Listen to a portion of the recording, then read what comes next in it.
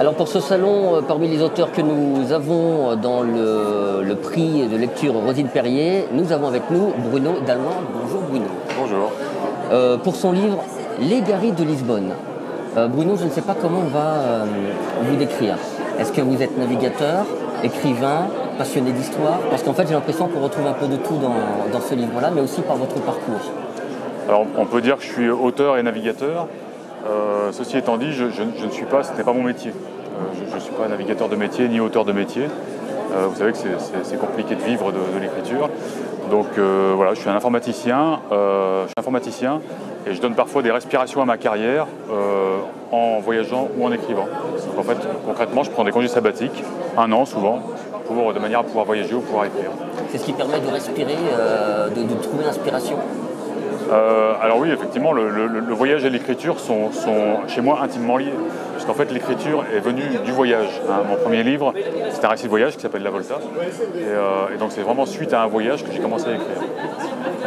Ensuite, il y a eu le roman. Donc en fait, le roman, comment c'est venu un petit peu presque par hasard, puisque je suis parti une deuxième fois en voyage vers l'Islande, en l'occurrence. Et comme ce voyage était plus court, il n'y avait pas matière à faire un récit. Et du coup, je me suis dit, pourquoi pas écrire un roman. Donc en fait, l'idée d'écrire un roman est venue comme ça, quoi.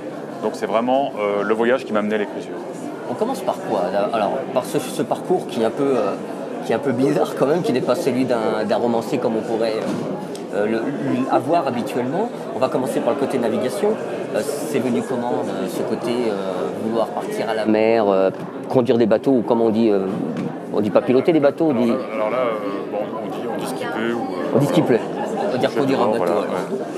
Et alors là, vous me faites remonter très loin dans mon enfance même, puisque en fait, quand j'étais enfant, j'étais passionné par la géographie, j'étais toujours le nez plongé dans les atlas. Donc déjà, je pense que ça m'a donné un peu l'envie je suppose que c'est ça qui m'a donné l'envie de voyager plus tard. Après, donc moi, je suis né à Annecy, donc je suis plutôt dans les montagnes.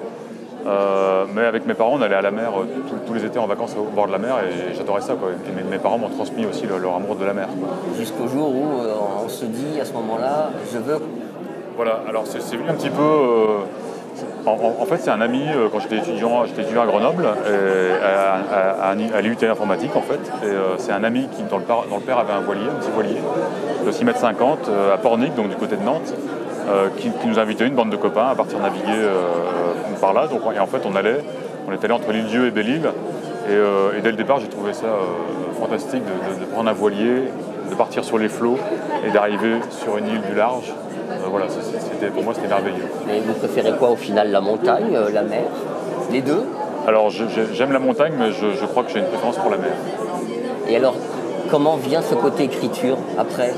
Parce que là, il faut essayer de trouver le lien entre l'écriture qui vous vient maintenant ou qui vous est déjà venue, puisque ce n'est pas le premier livre que vous écrivez. Alors je dois dire que j'étais pas très bon en rédaction quand j'étais à l'école. Paradoxalement. Paradoxalement, oui. Mais l'idée de l'écriture, c'est venu un petit peu pour faire... donc, quand je suis parti pour mon premier voyage au long cours à la voile, donc jusqu'en Patagonie, jusqu'au Cap Horn, entre parenthèses, j'ai coutume de dire aux Savoyards que le Cap Horn, c'est l'Everest des marins, pour qu'ils comprennent un petit peu mieux les enjeux. C'est pas faux, oui. Et donc, j'avais déjà lu pas mal de bouquins de mer, de récits de voyage en mer. Et ce retour du voyage, je me suis dit, tiens, pourquoi pas. J'avais réalisé un rêve déjà, c'était ce fameux voyage. Je me suis dit, pourquoi pas faire comme eux, donc je vais essayer d'écrire, quoi. Et donc, j'ai commencé par écrire un chapitre. Je l'ai fait lire autour de moi. Alors évidemment, les copains ils vont dire que c'est bien, donc j'ai essayé de le faire lire à des gens dans le métier du livre qui ne me connaissaient pas. Donc je suis arrivé comme ça par relation à faire lire des professionnels du livre qui m'ont encouragé à continuer. Et ce qui fait que je suis allé jusqu'au bout de l'écriture de ce récit de voyage.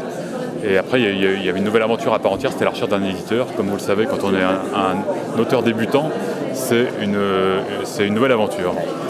Et d'autant plus que vos livres ont quand même un point commun.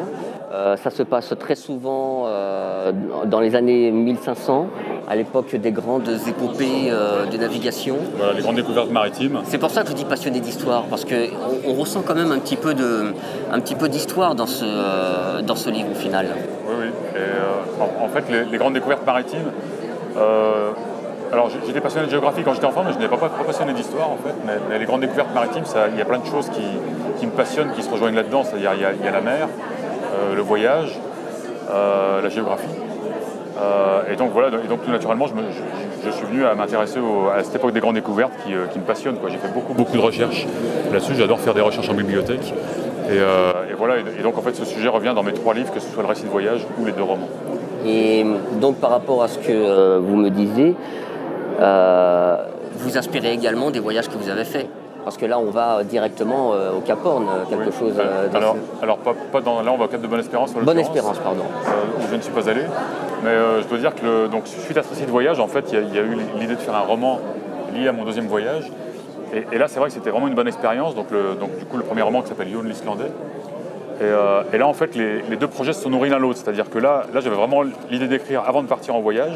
Alors, j'ai pas écrit pendant le voyage, j'ai écrit après. Mais je me suis attaché à visiter des lieux où je voulais voir évoluer mon héros.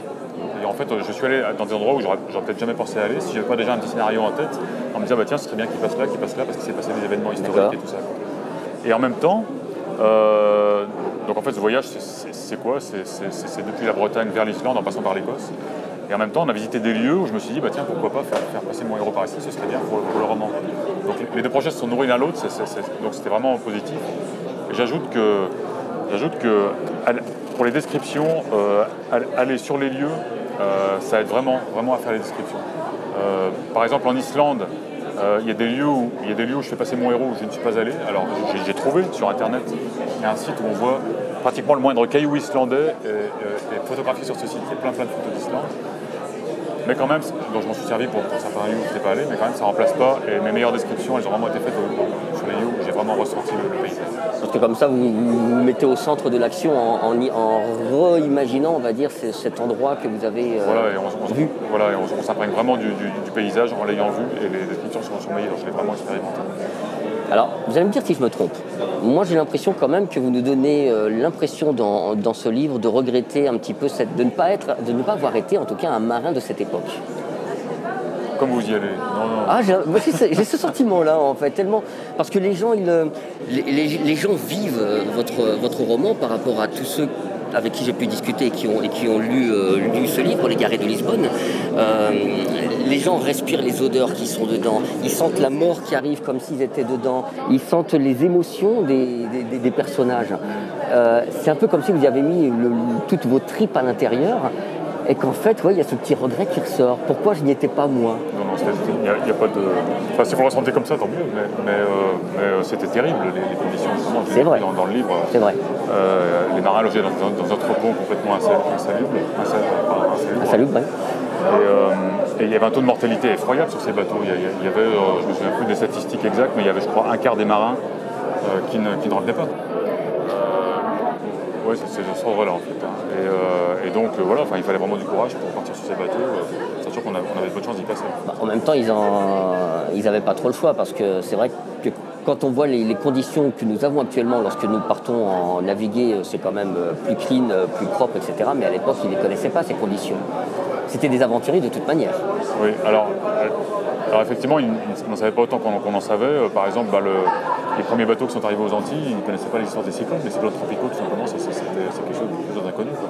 Donc ils n'avaient pas, quand ils découvraient de nouvelles terres, ils n'avaient pas de carte marine, donc pas de carte des hauts fonds, pas de carte de... Et je pense que d'ailleurs, ils avaient sans doute un meilleur sens marin que nous, parce qu'ils étaient obligés à une observation beaucoup plus attentive de la mer et de l'état de la mer, des vagues, etc. J'ai lu une interview de vous, alors je vais citer ce que vous avez déclaré. Dans ma tête, je passais en revue les hommes que je ne reverrai jamais. À vrai dire, je ne regrettais ni la perte du pilote, ni celle du proscrit. Je me sentais même soulagé par leur disparition. La mer m'aurait-elle rendu si mauvais jusqu'à me réjouir de la mort de ceux qui me perturbaient ? Heureusement, je ressentais aussi quelques pitiés pour eux, ce qui me rassurait sur mon degré d'humanité. Est-ce que l'écriture de ce roman a été si violent, justement, que vous aviez l'impression de ne plus être le même ? Alors ça c'est un passage c'est un extrait du livre en fait que je lisais. C'est pas un ressenti. C'est pas une interview, mais c'est un extrait du livre. Voilà, c'est un extrait du livre. Donc c'est ce que je fais penser à l'auteur, qui est donc pardon, pas à l'auteur, au héros. Qui en fait est donc le héros qui n'en est pas un en fait. Et donc on voit au travers de ces lignes, voilà, qu'il a un côté un peu lâche en fait. Il n'est pas très courageux ce héros. Donc voilà, donc c'est un des passages où j'ai voulu faire ressortir ça en fait. Et vous ne ressentez pas dedans alors ? J'ai voulu, non, je pense Non, bah non. Il ne faut pas me prêter ses paroles, c'est les paroles du héros tout simplement. C'est tout ce que je voulais savoir. Voilà, c'était ça parce que c'est vrai que le roman en lui-même est tellement puissant que, et je dis pas ça en toute flagornerie ou autre, hein, je le dis vraiment sincèrement par rapport à ce que j'ai entendu des gens qui l'ont lu aussi, c'est que vraiment c'est de l'histoire, les gens ressentent vraiment tout ce que vous avez écrit, c'est fait avec le cœur. Avec ce que vous connaissez de la mer et du milieu marin, et du coup on aurait presque l'impression que c'est vous effectivement qui déclarez ses propres mots. C'est peut-être moi qui suis violent d'avoir marqué dans ce cas-là. En fait j'ai voulu montrer en fait l'envers du décor des grandes découvertes. On montre toujours les héros des grandes découvertes et tout ça, mais en fait les conditions étaient vraiment très compliquées. Il y a des choses dont on ne parle jamais pendant les grandes découvertes, c'est la vie même sur la vie des marins. Mon héros, je lui donne le mal de mer. Le mal de mer, c'est pas une maladie moderne, hein, oui. Forcément. Donc voilà, je lui donne le mal de mer. Il va être traumatisé par son voyage. Je me suis amusé entre guillemets à lui donner des symptômes du stress post-traumatique. Le stress post-traumatique, donc c'est une maladie donc on ne parlait pas de ça à l'époque. Mais en fait, il n'y a aucune raison pour qu'à l'époque les gens n'aient pas été traumatisés pour avoir le stress post-traumatique par la suite. Il y a d'ailleurs des historiens qui ont travaillé là-dessus sur les chevaliers du Moyen-Âge, où ils ont trouvé des symptômes très, très précis du stress post-traumatique chez les chevaliers du Moyen-Âge. Sauf qu'on ne savait pas donner de nom alors à ce moment-là, par rapport à maintenant où voilà, on sait ce que c'est. Quelle suite maintenant quelle est la prochaine aventure qui vous attend? Elle va être maritime, elle va être littéraire, ou encore autre chose peut-être, une surprise? Voilà, non, je suis plutôt parti sur un 3e roman en fait pour l'instant. Je ne me suis pas encore lancé, donc c'est pas encore tout à fait sûr, mais ça commence à mûrir, je commence à avoir des idées qui mûrissent. Et ce serait toujours à l'époque des grandes découvertes maritimes. Et voilà, donc on y revient, c'est-à-dire que la mer est vraiment votre grande passion. Et c'est ce qu'on peut retrouver effectivement dans ce livre que je vous conseille, L'Égaré de Lisbonne. Alors si vous aimez l'ambiance historique des grandes expéditions de ce siècle-là, c'est le XVIe siècle, hein, si mes souvenirs sont bons. Si vous aimez aussi l'aventure en mer, les intrigues, eh bien je crois que ce roman va vous plaire, L'Égaré de Lisbonne, Bruno Dalouin. C'est une sélection du prix littéraire Rosine Perrier de ce 26e salon du livre d'Hermillon. Merci Bruno. Merci à vous. Et bon vent. Merci.